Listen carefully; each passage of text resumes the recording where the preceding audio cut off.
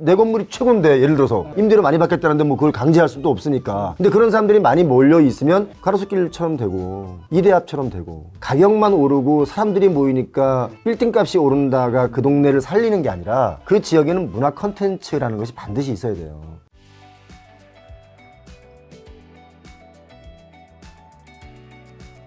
요즘에는 또 그런 분위기도 있더라고요. 예를 들면 자영업 하시는 분들 있잖아요. 어차피 월세 임대료를 내잖아요. 그런 분들이 이제 차라리 임대료 내느니 임대료 내느니 이자 고아 내겠다. 빌딩을 사가지고 자기가 그런 건 어떻게 생각하세요? 그게 원칙적으로는 맞는 말인데요. 아, 원칙적으로는 괜찮다. 2016년부터 20년까지는 맞는 말이에요. 네. 그런데 21년 최고가를 때 샀던 분들 그리고 그 뒤에 꺾여졌을 때 샀던 분들의 지금 개념은 완전히 다릅니다. 차라리 18년, 17년에 샀던 건물들은 2배가 뛰었어요. 그런데 2배에 산 분들이 있을 거 아닙니까? 네.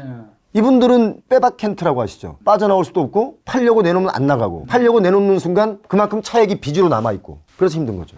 지금 건물 경매들도 나오고 있죠. 요즘 나오기 시작하나요? 그럼요. 이제 슬슬 나오고 있습니다. 이제. 말씀하신 그 꼬마 빌딩 건물 가격은 지금은 많이 떨어진 상태인가요? 아니면 떨어질 분위기인 건가요? 지금 떨어져 가고 있고 분위기도 그렇게 형성돼 가고 있고 중요한 건 지금 나오는 경매 물건들이 유찰되는 이유는 딱 한 가지입니다. 감정평가한 시기가 가장 고가일 때 감정평가한 거예요. 22년 상반기에 감정평가하면 당연히 고가겠죠. 그런데 지금 감정평가하면 어떻게 돼요? 싸겠죠. 그러니까 오히려 한 6개월이나 10개월 앞으로 1년 뒤에 경매로 나오는 물건들은 더 싸진다. 이런 생각을 하시면 경매로 꼬마 빌딩 사시려는 분들 생각이 바뀌죠. 지금 제가 했던 이 멘트는 굉장히 중요한 멘트입니다. 이건 편집하시면 안 됩니다. 네네, 알겠습니다. 자, 그러면 상가 수익이 이제 많은 분들이 뭐 꿈 가진 분도 있는데 이거 뭐 가능한 건가요? 부동산 투자는 영원히 좋은 투자이면 틀림없으나 지금은 시기적으로 그 상업용 부동산에서는 약간 눈을 좀 떼는 게 좋겠다. 지금 시기에는. 지금 지식산업센터의 경우도 공실이요. 어떤 건물은 건물 통째로 비어 있습니다. 우리나라의 지식산업센터가 제일 많은 곳이 어디입니까? 저기 가산동. 왼쪽에, 네, 가산동이죠. 네. 가산동도 공실이 넘쳐납니다. 스타트업이 힘들어지면서 그런 것도 있나요? 스타트업도 힘들어지고 사업하면서 뭔가 꿈을 꾸는 청년들도 꿈꿀 수 없을 만큼 사업이 어려워진 거지 않습니까? 그렇죠. 우리 김 작가님도 서울 올라오고 뭔가 내가 뭐 해볼래 할 때 꿈을 꾸는 거 아닙니까? 아, 그죠. 근데 그 꿈을 꿀 수조차 없으면 허망한 거잖아요. 다 포기하는 거잖아요. 지산업센터들에 대한 공실, 그 다음에 그 공급이 또 너무 많았어요. 2019년, 20년의 공급이 어마어마하게 이루어졌습니다. 왜냐하면 주거용 부동산의 규제가 심해지니까 그쪽으로 넘어간 거예요. 시행사에서 너도 나도 지산업센터를 지었죠. 그러다 보니까 지금은 공급이 너무 많이 넘쳐나는 거죠. 지산도 지금은 또 조심해야 되죠. 지금 입주 시기가 왔지 않습니까? 이제 지산들이 2020년에 분양한 것들이 지금 이제 입주 시기가 다가왔어요. 과연 입주가 다 될지 지금도 공실이 넘쳐나고 있고 그거를 또 받으신 분들은 중간에 처음에 받으신 분들은 이미 한 번은 손바뀜이 됐어요. 피를 붙여서 팔으신 분도 있고 대신 21년에 분양받으신 분들은 피를 붙여서 팔려고 했다가 피가 붙기는커녕 마이너스 피가 붙고 있는 거예요. 지금 오히려 또 이제 입주할 때가 되면 과연 그게 어떻게 될지 한번 지켜볼 만합니다. 지금 혹시 오피스텔 투자는 좀 그런 것들 좀 조심해야 될까요? 오피스텔 투자가 아파트 공급이 부족해서 오피스텔 많이 갔죠. 많이 갔잖아요. 그런데 지금 오피스텔도 사실은 많이 힘들어졌습니다. 공급을 이제 못할 정도로. 왜냐하면 선호도에서 많이 떨어졌고 아파트가 이제 좋은 아파트들이 많이 들어섰잖아요. 이제 아파트가 부족해서 내가 살 집이 없어서 오피스텔 산다는 분들보다 아파트는 있고 오피스텔은 사무실 겸 은근히 주거도 할 겸 뭐 이런 식으로 쓰는 경우가 많이 있습니다. 그런 선호도나 그런 수요 빼고는 오피스텔 당분간 어렵지 않을까. 그래서 오피스텔도 역시 수익률이 나오지 않습니다. 지금 하이엔드라고 해서 지하철역에 붙어 있거나 이런 오피스텔 지금 공사하다가 멈춘 것도 있고요. 만약에 이게 분양이 안 되거나 입주가 안 되는 경우가 생긴다면 뭐 시행사 부도로도 갈 수 있는 분위기 때문에 좀만 더 지나면 줍줍할 수도 있습니다. 더 싸게. 좀 더 기다리면 된다. 자, 그리고 수익형 부동산에서 황금성이 주목해야 된다고요? 당연하죠. 내가 이 뭔가를 재화를 가졌을 때는 내가 다음에 뭔가 현금이 필요해서 아니면 또 다른 거에 투자처가 생겨서 갈아타려고 할 때 얘가 잘 팔려야 되지 않습니까? 근데 얘가 안 팔릴 정도다 싶으면 거기는 들어가면 안 되는 거죠. 그 황금성 외에 투자의 3요소는 또 뭐가 있죠? 수익형 부동산은 수익성, 환금성, 안정성이 필요하잖아요. 안정적인 수익 구조가 나와야 돼서 상업용 부동산은 투자하는 거예요. 그렇죠. 당연히 수익이 얼마의 이익이 나느냐를 따져야 되고 그 이익이 나는 따진 그 결과 데이터가 정말 믿을 만한 데이터인가도 자기 스스로가 좀 발품 팔아야 되고 또 내가 이걸 아까 말씀드린 것처럼 다른 재화로 뭔가 갈아타려고 할 때 환금할 때 주식을 왜 사람들이 그토록 많이 사고 파냐면 환금성이지 않습니까? 제일 빠르니까요. 예, 코인을 가장 그렇게 많이 거래되는 게 환금성이에요. 얼마 전에 주식도 막 그 상장해서 올라가는 거 보니까 가지고 있는 보유 주식들 있지 않습니까? 그 회사가 가지고 있는 전체 시가총액 그거에 막 10배가 넘게 거래가 돼요. 뭐야? 같은 날 같은 사람들이 막말로 10번씩 거래했다는 얘기를 또 되는 거예요. 그러니까 환금이 빨리 되는데 부동산의 경우 환금이 안 되면 왜 그런 거 있지 않습니까? 너 김 작가 너 그때 빌려간 돈 빨리 줘. 그러면 네. 아니 그때 그 저거 팔려면 준다는데 안 팔려. 이런 사람들 봤죠. 환금성이 없는 거예요. 그래 줄게. 지금 내놨으니까 다음 주면 팔릴 거야. 이런 정도의 환금성이 있어야 수익형 부동산은 가치가 있다. 수익형 부동산에서 중요한 게 수익성과 환급성과 안정성인데 어떻게 보면 지금은 수익형 부동산 이 세 가지 기준 다 좀 다 미흡하겠네. 가산동에 갔더니 바닥 평수가 600평이에요. 지하에 마트를 들였으면 좋겠다. 그런데 마트 전문가들이 오더니 마트 자리가 아니다. 그걸 지금 팔고 싶어서 내놨어요. 그런데 처음에 내놨을 때 이게 안 팔리니까 절반까지 내려왔어요. 근데도 공실입니다. 그 정도의 규모도. 그러니까 얼마나 수익형 부동산의 위치나 여러 가지 이런 것들이 중요한지 주변에서 보시면 다 알 수 있는 내용들이거든요. 분명히 저 코너 자리에는 장사가 될 만한데 늘 비어 있어. 거기는 흐르는 자리지 모이는 자리가 아닐 수 있기 때문이죠. 그럼 그분은 그걸 사는 거면 어떻게 해야 돼요, 이제? 망한 거죠. 그분도 건설업 하시는 분인데 거기에 이익분이 좀 많이 몰려 있었는데 이익분을 다 토해 놓게 되는 경우고 아니면 그게 또 정말 끝까지 안 팔리고 끝까지 빈 곳으로 남아 있는다라고 하면 이제 그만큼 또 빚을 지게 되는 거죠.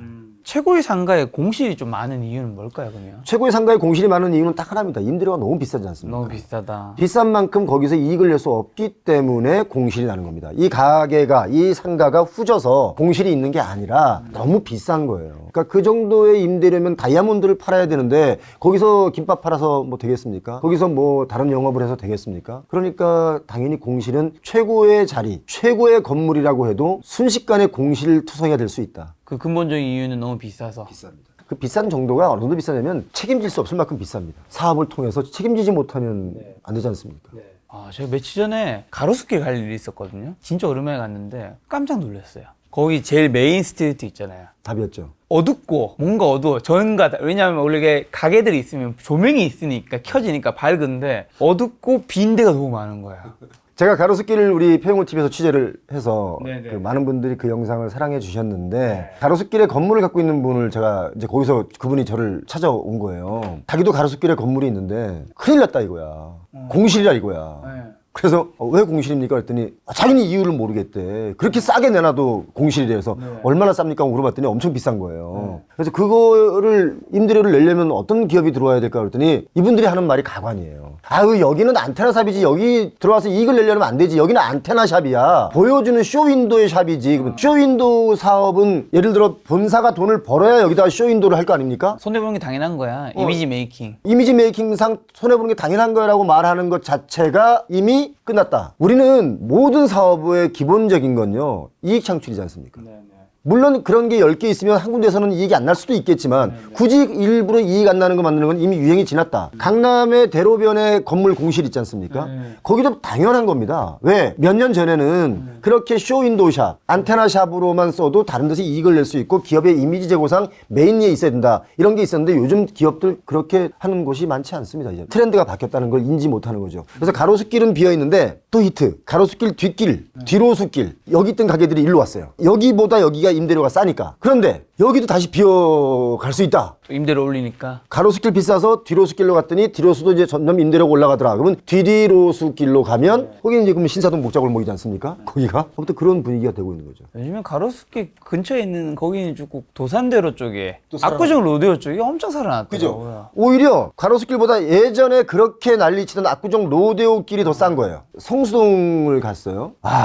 이래서 사람들이 미쳐가는구나 하는 걸 제가 그때 느꼈습니다. 왜요? 청담동보다 거기가 비싸요. 성수동이? 네. 청담동보다도 거기가 비싸요. MZ 세대분들 요즘 성수동 엄청 많이 가니까. 그래서 성동구에서는 나름대로 이제 젠트리피케이션이 나오면 안 되니까 다정의 노력들을 하고 있다고는 해요. 그런데 각자 건물 주인들은 다 개인 재산이잖아요. 뭐 그걸 사실 어떻게 할 수는 없죠. 내 건물이 최고인데 예를 들어서 각자 최고라고 생각하는데 임대료 많이 받겠다는데 뭐 그걸 강제할 수도 없으니까. 근데 그런 사람들이 많이 몰려 있으면 결국 뭐예요? 가로수길처럼 되고 이대합처럼 되고. 그래서 부동산의 가격이 안정화된다는 것은 그 지역의 문화 컨텐츠가 살아야 돼요. 가격만 오르고 사람들이 모이니까 빌딩 값이 오른다가 그 동네를 살리는 게 아니라 그 지역에는 문화 컨텐츠라는 것이 반드시 있어야 돼요. 궁금한 거는 가로수길이 2020년 뭐 21년까지만 해도 여기에 연예인들이 누가 샀고 연예인들이 앞에랑 사고 뒤에 사가지고 이걸 허물고 큰 걸 지어가지고 이게 이제 정말 큰 돈을 벌었고 막 이렇게 이제 평가 정말 투자 잘한 것처럼 평가받았단 말이에요.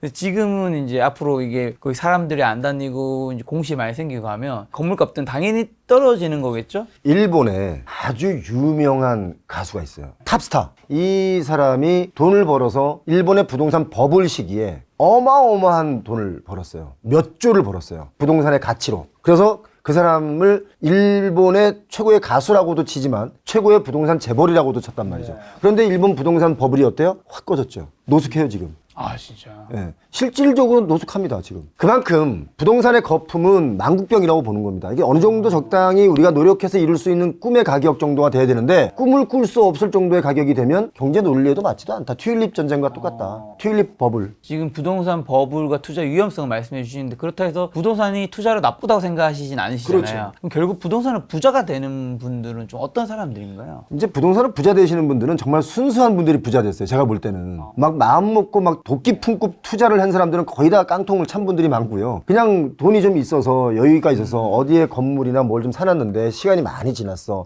시간 지나다 보니까 어차피 지가 상승 올 거 아닙니까? 그래서 그 가격이 얼마더라가 있는 건데 우리가 그걸 지켜본 그 후세대들이 부동산은 불패다. 그래서 부동산에 막 그렇게 열광한 거죠. 그런데 정말 고가에 들어간 사람들은 감당이 안 되는 분들은 정말 위험해지는 겁니다. 평생 빚으로 남을 수 있어요. 그래서 부동산은 내가 자신 있을 때 하는 거예요. 내 친구 김 작가라는 사람이 좋은 빌딩을 샀다고 나도 살 수 있다고 해서 막 사다가는 김 작가는 책임질 수 있지만 나는 책임 못 지면 나는 그냥 하루아침에 나가 떨어지는 거죠. 이 영상 보시면서 그리고 이제 대표님의 K 부동산 팩트체크 요식 보시면서 부동산 투자 시작하는 분들 이제 막 어떻게 보면 과거 대비해서는 폭락기니까 이런 시점에 좀 뭐부터 좀 준비를 하면 좋을까요? 일단 금융 체력을 좀 더 기르시고요.